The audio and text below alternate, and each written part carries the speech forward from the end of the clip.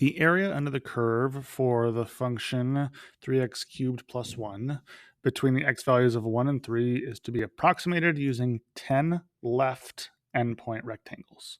So write the sigma notation that will represent that area. So sigma notation, this big sigma sign, if it's left endpoint, right, I'm going to start at 0, and I'm going to go all the way up to 9. I don't go up to 10 because right there are 10 rectangles, and if I start at 0, that's 0, 1, 2, 3, 4, 5, 6, 7, 8, 9.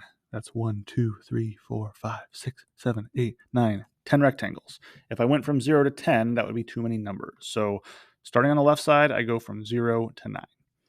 Second thing that I need to do is find the width. The width is going to be, the width of each rectangle.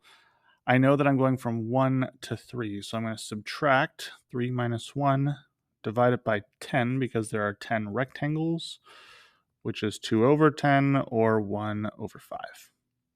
So my width is 1/5. I know I'm going to multiply each of the heights by 1/5 so I can find the area of each rectangle. And now I need to find the equation for the heights. So I'm going to do two equations in one.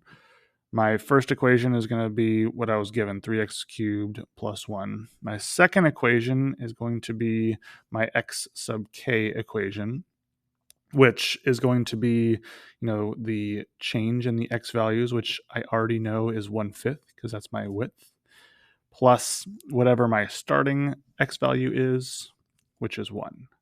So now I'm going to take this equation and I'm going to plug it in to this equation here.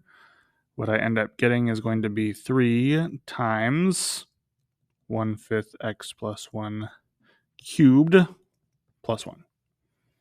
Now you can do 1/5 or 0.2. I don't care if decimals or fractions, but I like keeping it in fractions. So there's my sigma notation for 10 left endpoint rectangles. The second part says, hey, modify your answer to calculate using right endpoint. The only change we need to make for right endpoint is nothing to do with the equation, because when we're doing the widths and the heights, everything stays exactly the same. I'm still using the widths. I'm still using, sorry, this should not be x, this should be k. That was my fault. 1/5 k.